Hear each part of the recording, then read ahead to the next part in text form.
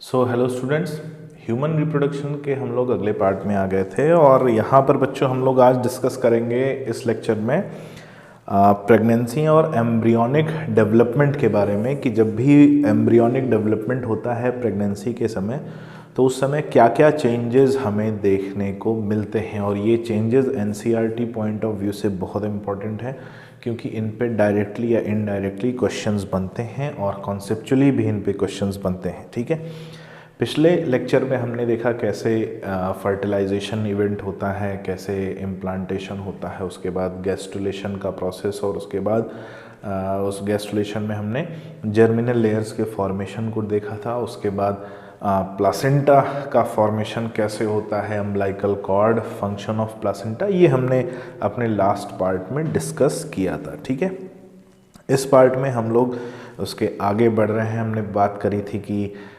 4 extra embryonic membrane के बारे में और उनके फंक्शन के बारे में। ठीक है, आज ये जो हमारा वीडियो होने वाला है, इस वीडियो में हम लोग डिस्कस करेंगे कि एम्ब्रियो डेवलपमेंट यानी फीटस के डेवलपमेंट के समय कौन कौन से चेंजेस हमें दिखाई देते हैं। ठीक है, क्या क्या चेंजेस मिलते हैं जब भी डेवलपमेंट होता है किसका, फीटस का। तो सबसे पहले आते हैं, स्टार्ट करते हैं changes in embryo during pregnancy के बारे में। सो आफ्टर 1 मंथ, यानी ये 1 मंथ किसकी बात हो रही है, 1 मंथ आफ्टर इम्प्लांटेशन। ठीक है, इम्प्लांटेशन के बाद 1 मंथ की बात हो रही है। After 1 month heart is form, यानी 4 वीक्स यानी 4 वीक्स जो है वो कंप्लीट होते तक हार्ट का फॉर्मेशन हो जाता है। अब याद रखने वाली बात यह है कि हार्ट ये उस तरह से फॉर्म नहीं होता है जैसा फाइनल स्ट्रक्चर होता है, यानी हार्ट का फॉर्मेशन भी स्टार्ट हो जाता है। और हार्ट में कैसे फॉर्मेशन हमें स्टार्ट पता चलता है, क्योंकि हमें हार्ट बीट जो है वो उसमें दिखाई देने लगती है कि हार्ट बीट जैसा, पल्स जैसा कुछ जो है बीट हो रही हैं, तो जिससे हम कहते हैं कि हार्ट का फॉर्मेशन 4 वीक में जो है स्टार्ट हो जाता है और वो फंक्शन भी स्टार्ट हो जाता है, लेकिन वो फाइनल स्ट्रक्चर वैसा नहीं बनता जैसा कि हमारी बॉडी में फाइनली पाया जाता है। एंड ऑफ 2nd मंथ यानी बात हो रही है 8 week, after 8 week of the pregnancy की बात हो रही है। Limbs and digits are developed. Limbs यानी जो अपर लिम्ब यानी हाथ और पैर हैं, इनके बड डेवलप होने और बड जो है डेवलप होने शुरू हो जाते हैं और उनमें डिजिट्स यानी फिंगर्स का फॉर्मेशन भी डेवलप होना स्टार्ट हो जाता है। यहाँ पर सारा स्ट्रक्चर या तो डेवलप हो रहा है स्टार्ट या तो चल रहा है। ठीक है, ऐसा नहीं कि फुल्ली फंक्शनल स्ट्रक्चर स्टार्टिंग में ही बन जाता है। At the end of 12th week, देखिए हमने प्रेगनेंसी को जो पूरा ड्यूरेशन है उसको 9 मंथ में हम लोग कंसिडर करते हैं और 9 मंथ को 3 मंथ के इवेंट में डिस्ट्रीब्यूट किया गया है। तो 3 मंथ के 3 ड्यूरेशन होते हैं जिन्हें हम ट्राइमेस्टर कहते हैं। और फर्स्ट ट्राइमेस्टर यानी 0 to 3 मंथ, सेकेंड ट्राइमेस्टर यानी 3 to 6 मंथ और थर्ड ट्राइमेस्टर यानी 6 to जो बर्थ है फीटस का तब तक का ये ड्यूरेशन है। तो एंड ऑफ 12th वीक यानी 3rd मंथ का एंड यानी फर्स्ट ट्राइमेस्टर का एंड। द मेजर ऑर्गन्स जैसे कि लिम्स हो गए यानी हाथ पैर हो गए, एक्सटर्नल जेनिटली या जेनाइटल ऑर्गन्स हो गए, आर वेल डेवलप्ड, ये वेल डेवलप हो जाते हैं फर्स्ट ट्राइमेस्टर के एंड तक, यानी 12th वीक यानी 3rd मंथ के एंड तक। इससे रिलेटेड बहुत से इंपॉर्टेंट पॉइंट है जो हम आगे के चैप्टर में भी यहाँ पर डिस्कस होंगे और उन्हें भी हमें याद रखना है। 5th मंथ का एंड यानी 20 वीक का एंड, 20 वीक यानी 20 हफ्ते पूरे होने के बाद first movement of foetus and appearance of hair on the head.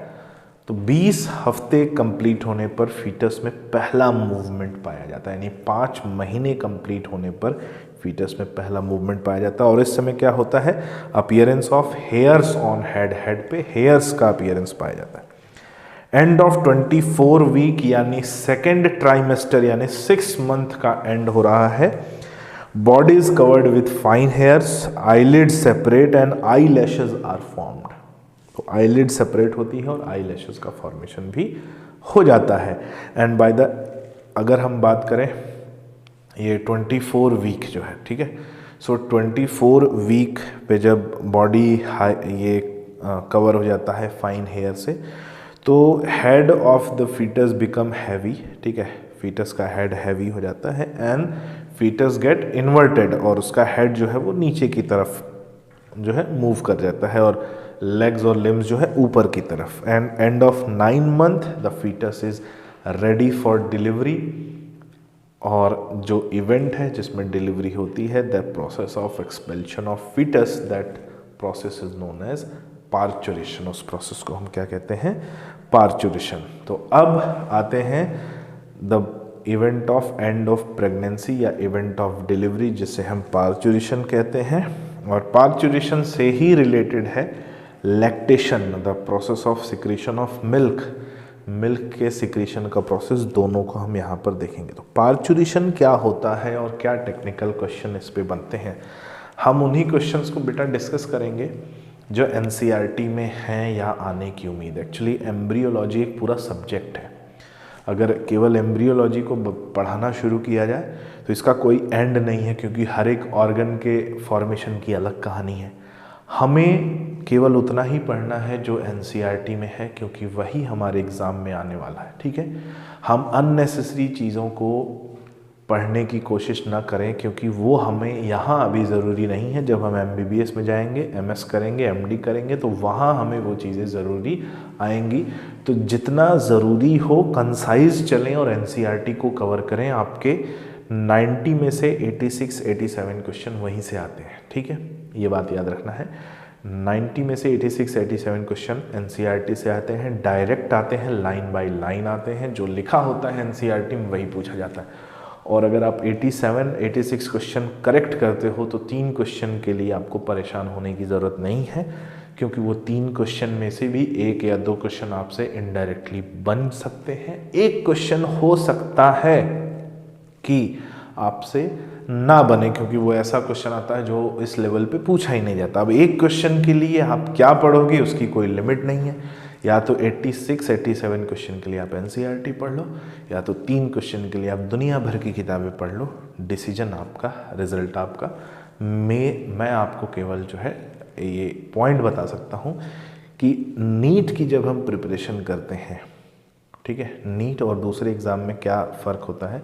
NEET में हमारी जब प्रिपरेशन करते हैं तो हमारी एक लिमिट होती है एनसीईआरटी के अंदर ही, ये हमारी फील्ड है, इस एनसीईआरटी के अंदर ही हमें पूरा अपनी मेहनत करनी होती है, ठीक है। एनसीईआरटी के बाहर जाएंगे तो दुनिया बहुत बड़ी है, कंटेंट बहुत ज़्यादा है, पढ़ते पढ़ते जीवन ख़त्म हो जाएगा, सब्जेक्ट ख़त्म नहीं हो पाएगा, ठीक है।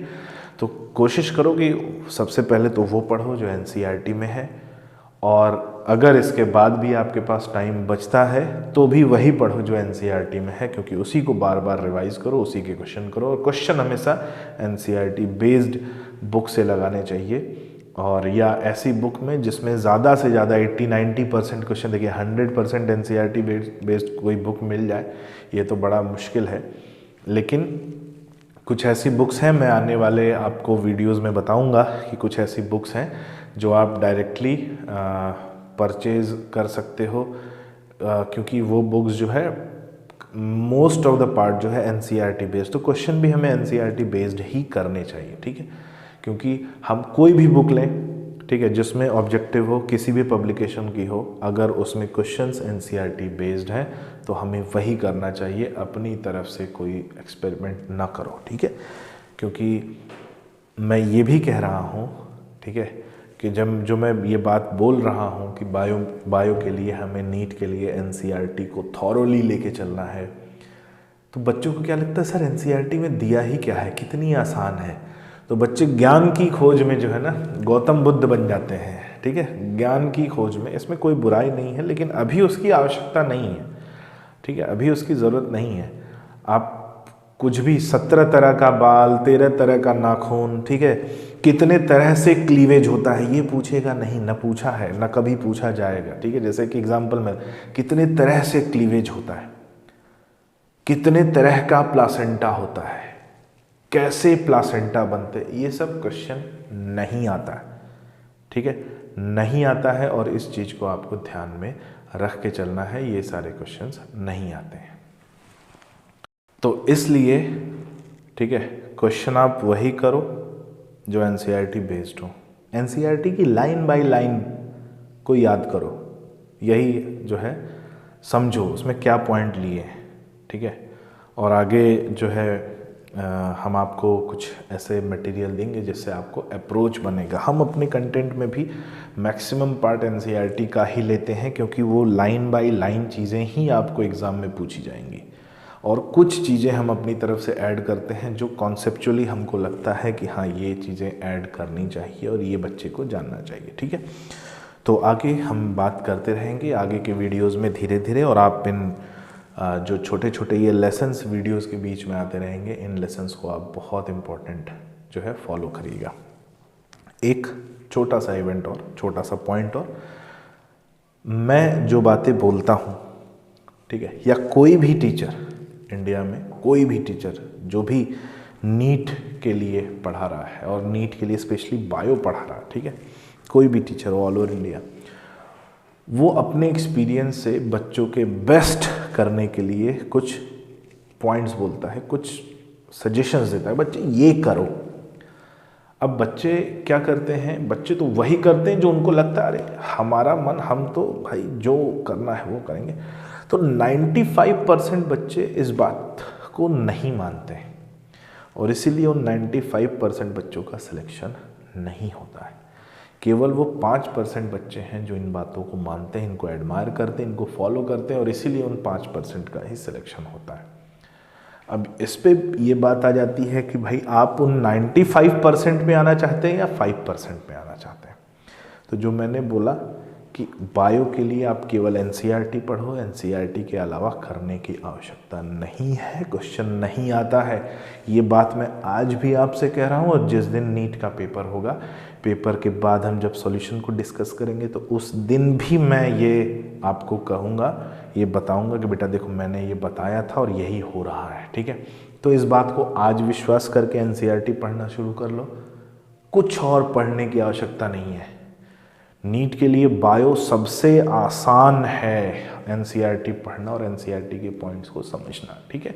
इसी को हमें करना है, हमें कोई जो है अलग सी चीज़ करने की आवश्यकता नहीं है, ठीक है। टीचर क्या होता है, हमें बड़ी जिम्मेदारी होती है कि हम बच्चों को वही दें जो उनके एग्ज़ाम में आना है, ठीक है। हम वो नहीं देते जो हमें आता है कि भाई हमको ज्ञान है तो हम आपको ज्ञान दे रहे हैं, हम आपको वही दे रहे हैं जो आपसे एग्ज़ाम में पूछा जाएगा, और आपको उस लायक बना रहे हैं कि आप एग्ज़ाम में उस क्वेश्चन के आंसर को सही तरीके से आप रिप्रेजेंट कर पाओगे, ठीक है। तो मेरे को जो है ऐसा नहीं बताना है मुझे कि मुझे जो आता है वो मैं पढ़ाऊँ, नहीं, जो आपको एग्ज़ाम में आता है वो आप पढ़ो और वही मैं पढ़ाऊँ, ठीक है। इस पॉइंट को याद रखना, हम बार बार इसको डिस्कस करेंगे। और एनसीईआरटी पर फेथ रखना और एनसीईआरटी को पढ़ने पर फेथ रखना बहुत ज़रूरी है।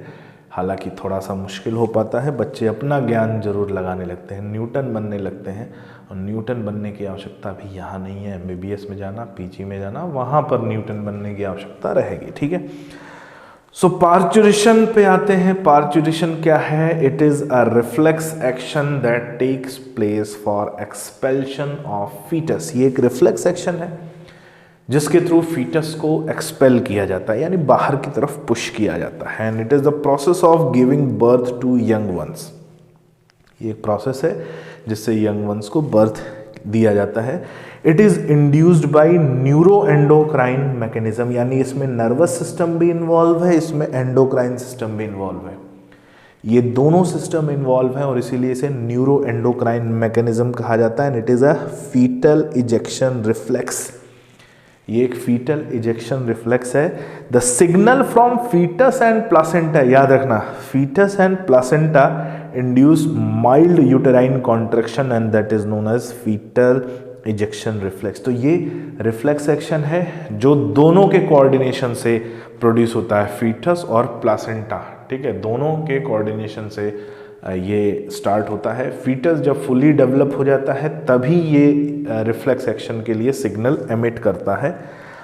And it is a foetal ejection reflex. This causes the release of oxytocin hormone from posterior pituitary neurohypophysis से ऑक्सीटोसिन हार्मोन का सिक्रीशन होता है, और हमने बोला था एंड ऑफ प्रेगनेंसी पे ही रिलैक्सिन हार्मोन का भी सिक्रीशन होता है। तो यहाँ पे अब दो हार्मोन काम करेंगे, एक ऑक्सीटोसिन और एक रिलैक्सिन। ऑक्सीटोसिन जिसे पीटोसिन भी कहा जाता है, इसके दो काम होते हैं, एक यूटेरस में कॉन्ट्रैक्शन कॉज करना और दूसरा मिल्क का इजेक्शन कॉज करना आफ्टर एंड ऑफ प्रेगनेंसी, यानी प्रेगनेंसी के एंड के बाद इजेक्शन, मिल्क का इजेक्शन कॉज करना। सो ऑक्सीटोसिन रिलीज होता है फ्रॉम मैटरनल पिट्यूटरी, यानी मदर के पोस्टीरियर पिट्यूटरी से ये ऑक्सीटोसिन रिलीज होता है। It causes strong uterine muscle contraction, ये मसल यूटेरस की मसल्स में स्ट्रॉन्ग कॉन्ट्रैक्शन कॉज करता है, which in turn stimulate further secretion of oxytocin. और ये जो ट्रिगर हो रहा है, जो muscle contraction, strong muscle contraction जो हो रहा है, ये स्ट्रॉन्ग मसल कॉन्ट्रैक्शन ट्रिगर करता है किसको, फर्दर रिलीज ऑफ ऑक्सीटोसिन को। This process is continued leading to expulsion of baby out of the uterus through the birth canal. तो ये प्रोसेस ऐसा कैसा होता है समझने की कोशिश करें। जब भी ऑक्सीटोसिन रिलीज होता है, ऑक्सीटोसिन यूटेरस में कॉन्ट्रैक्शन को ट्रिगर करता है, बड़ी सिंपल सी बात है। लेकिन ऐसा नहीं कि ऑक्सीटोसिन रिलीज हुआ और उसने कॉन्ट्रैक्शन को ट्रिगर कर दिया और जो फीटस है वो एक्सपेल हो गया बाहर, ऐसा नहीं होता। पहले ये कॉन्ट्रैक्शन जो है ना बड़ा माइल्ड कॉन्ट्रैक्शन होता है, ठीक है, और इसमें कंटिन्यूअस भी नहीं होता है, दो कॉन्ट्रैक्शन के बीच में गैप मिलता है। यानी जब स्टार्ट होता है पार्चुरेशन, ऑक्सीटोसिन रिलीज हुआ, कॉन्ट्रैक्शन कॉज किया, एक कॉन्ट्रैक्शन हल्का सा माइल्ड कॉन्ट्रैक्शन होता है, उसके बाद जो दूसरा कॉन्ट्रैक्शन है with in a couple of hours के बाद होता है, और थर्ड जो कॉन्ट्रैक्शन होगा वो फर्स्ट और सेकेंड कॉन्ट्रैक्शन की ड्यूरेशन से कम ड्यूरेशन में होगा, और फोर्थ उससे भी कम, फिफ्थ उससे भी कम। तो पहले ये कॉन्ट्रैक्शन की ड्यूरेशन की कॉन्ट्रैक्शन दो लगातार होने वाले कॉन्ट्रैक्शन के बीच कपल ऑफ आवर्स का डिफरेंस पाया जाता है, और ये डिफरेंसेस धीरे धीरे कम होने लगते हैं, और ये रिफ्लेक्सेस जो है धीरे धीरे ट्रिगर और फ्रीक्वेंटली करने लगते हैं, और आखिरी तक आते आते 5 to 6 आवर्स या 7 आवर्स के बाद जो है ये फ्यू मिनट्स का डिफरेंस रह जाता है, और जैसे लेट होता है, जितना ज़्यादा डिले होता है, फिर लास्ट में इस कॉन्ट्रैक्शन की इंटेंसिटी बहुत हाई पाई जाती है, and that high intensity of contraction helps in expulsion of foetus. तो पोस्टीरियर साइड से जो यूटेरस है उसमें कॉन्ट्रैक्शन हो रहा है और फीटस बाहर एक्सपेल हो रहा है, लेकिन बाहर एक्सपेल होने के लिए जो यूटेरस का ओपनिंग है उसका वाइड होना ज़रूरी है, और उसको वाइड करता है relaxin. By relaxing the muscles present on the anterior side, anterior side में मसल्स को एक्सपेंड कराएगा, जिससे कि फीटस बाहर जो है पुश किया जाएगा, ठीक है, एक्सपेल किया जाएगा, और ऐसे ये पार्चुरेशन कंप्लीट होता है। तो पोस्टीरियर साइड में ऑक्सीटोसिन काम कर रहा है, एंटीरियर साइड में मसल्स पे रिलैक्सिन काम कर रहा है। ऑक्सीटोसिन कॉन्ट्रैक्शन करा रहा है और रिलैक्सिन जो है रिलैक्सेशन कॉज कर रहा है, ठीक है। और मैंने बताया कि पहले ये जो कॉन्ट्रैक्शन की इंटेंसिटी माइल्ड होती है, धीरे धीरे इस कॉन्ट्रैक्शन की इंटेंसिटी ट्रिगर होती है, और ट्रिगर होते होते बहुत फ्रीक्वेंट यानी विद इन अ मिनट की फ्रीक्वेंसी पे पहुंच जाता है, और फिर बहुत स्ट्रॉन्ग कॉन्ट्रैक्शन देखा जाता है, ठीक है। ये पॉइंट को याद रखना। और जो फीटस है वो बर्थ कैनाल के थ्रू बाहर एक्सपेल होता है, और जब बाहर एक्सपेल हो जाता है फीटस, तो फीटस से कनेक्ट होता है अम्बिलिकल कॉर्ड, और अम्बिलिकल कॉर्ड कनेक्ट होता है किससे, प्लासेंटा से। तो अब समझिएगा, यूटेरस है, फीटस बाहर है, अम्बिलिकल कॉर्ड कनेक्ट है कहाँ से, प्लासेंटा से। आफ्टर फ्यू मिनट्स, कुछ मिनट्स के बाद, ठीक है, एक्सपेल्शन के कुछ मिनट्स के बाद जो प्लासेंटा है it get detaches from the endometrium and it also move, ये भी बाहर आ जाता है। तो फीटस, अम्बिलिकल कॉर्ड और प्लासेंटा ये तीनों ही बाहर आ जाते हैं, प्लासेंटा डिटैच हो जाता है, और इसी डिटैचमेंट के समय याद रखना some of the blood vessels get damage, blood vessels damage होती हैं और मैटरनल ब्लड और फीटल ब्लड एक दूसरे के कांटेक्ट में आता है। यहाँ पर कब आता है?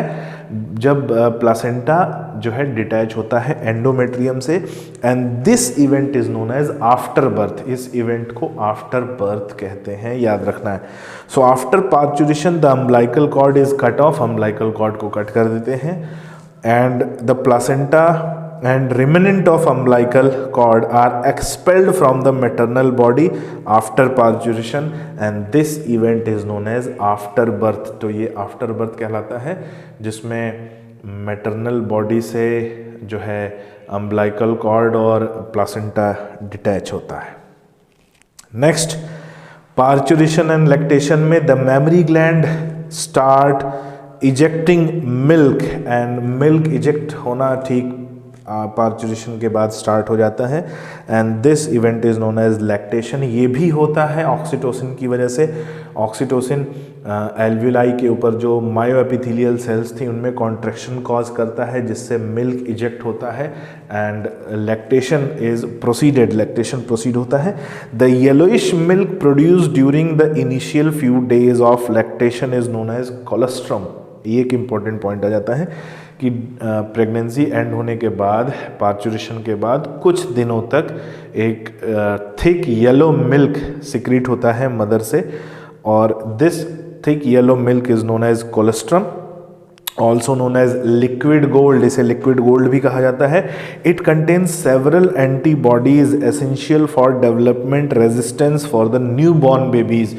तो न्यू बॉर्न बेबीज को इम्यूनिटी या रेजिस्टेंस प्रोवाइड करने के लिए इसमें एंटीबॉडीज़ पाई जाती है, स्पेशली IgA एंटीबॉडीज़ प्रेजेंट होती हैं, और ये IgA एंटीबॉडी का पाया जाना इस मिल्क में इसे लिक्विड गोल्ड बनाता है, येलो कलर है, और ये न्यू बॉर्न बेबीज़ को इम्यूनिटी प्रोवाइड करने पे हेल्प करता है। ठीक है, तो हमें याद रखना है ये कब तक लैक्टेशन चलता है? अप टू 6 मंथ और 7 month after end of pregnancy. और इसको मेंटेन करता है कौन? इसको मेंटेन करता है प्रोजेस्टेरॉन हार्मोन। सो प्रोजेस्टेरॉन हार्मोन प्रेगनेंसी के बाद लैक्टेशन को मेंटेन करता है, और इसीलिए प्रेगनेंसी के बाद भी मेंस्ट्रुअल साइकिल 6 to 7 मंथ तक, जब तक लैक्टेशन चलता रहता है तब तक टेम्परली स्टॉप पाई जाती है, and that duration is known as lactational amenorrhoea. ठीक है, उम्मीद है ये पॉइंट आपको समझ में आया होगा और आप इसको याद रखेंगे।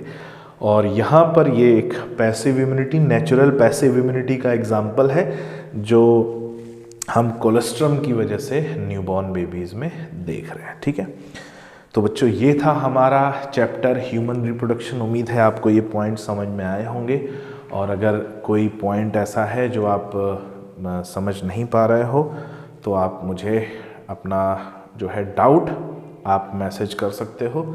ठीक है, और मैसेज करने के लिए आपको यहाँ पर एक मैं व्हाट्सअप नंबर अवेलेबल करा रहा हूँ, 9937